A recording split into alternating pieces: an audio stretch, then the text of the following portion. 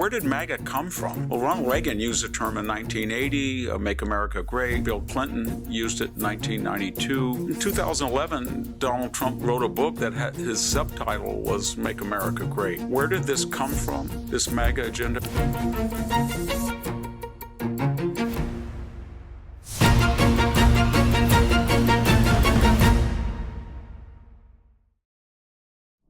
Hello, I'm Victor Davis Hanson for the Daily Signal. As we approach Inauguration Day, there's been a lot of talk about the inconsistencies or the paradoxes of Donald Trump's MAGA agenda. We've mentioned them in the past. We do not want to be isolationists, but we don't want to be interventionists, and those are sometimes in tension, in conflict. Donald Trump has promised a lot of tax cuts to some service workers, tips, no taxes on tips, no taxes on Social Security, and yet he has promised to be a deficit hawk and get close to a balanced budget by the end of his term.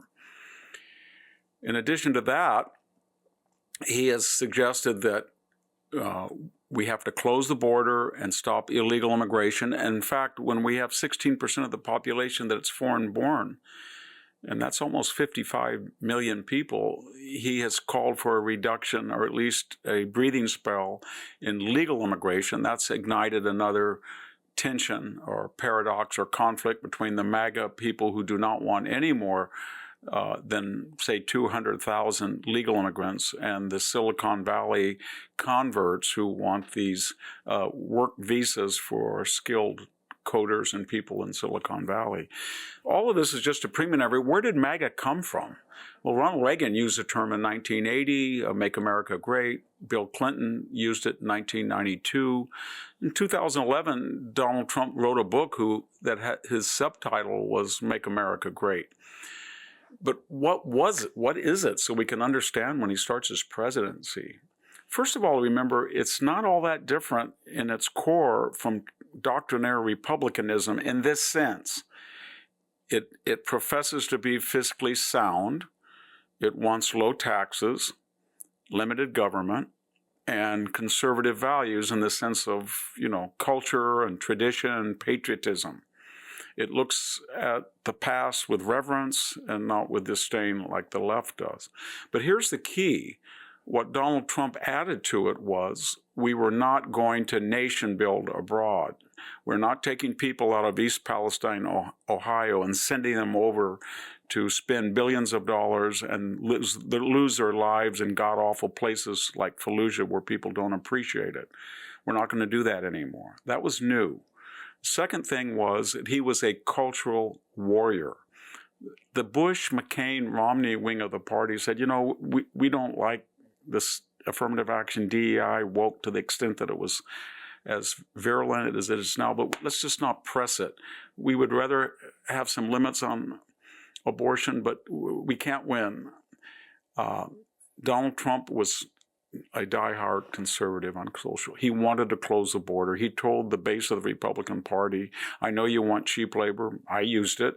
We can't do it anymore. We're going to close the border.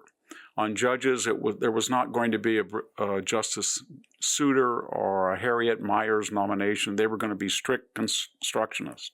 Forget about bipartisanship. The left never did it. Where did this come from, this MAGA agenda? Three areas that I can see. The 1992 and earlier movement by Pat Buchanan, who embraced a lot of these positions.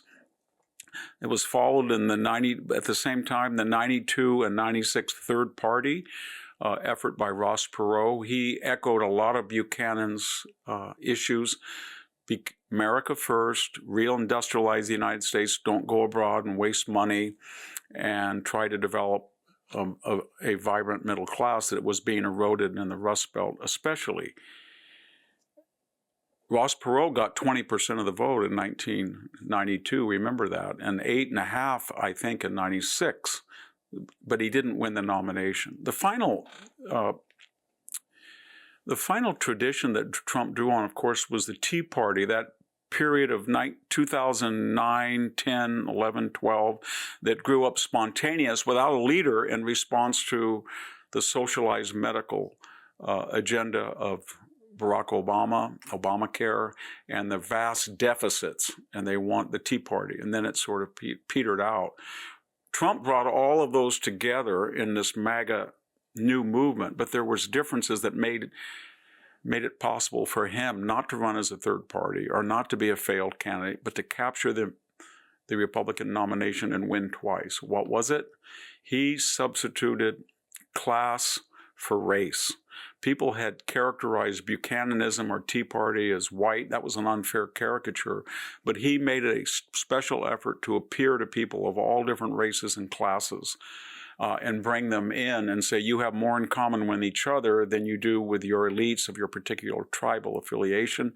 Second, what else did he do? He was ecumenical in the political sense. Pat Buchanan and Ross Perot did not bring in people necessarily from the left. Ross Perot brought in a few, but the idea of Robert Kennedy, Tulsi Gabbard, Elon Musk, Joe Rogan, Dana White, all union people, was a new concept. And third, of course, it was Donald Trump. He'd been on The Apprentice for 14 years. It was one of the top-rated shows. He'd written 25 books. He had been in the tabloid pages of the New York papers for 30 years. He was a charismatic celebrity, and he had a magnetic presence, and he fought back in a way that even Perot and Pat Buchanan did not. Put all that together and it explains the foundations of the MAGA movement and why it succeeded where the Tea Party, Ross Perot, and Pat Buchanan did not. Thank you so much for tuning in today. Please subscribe to the Daily Signal for our next episode.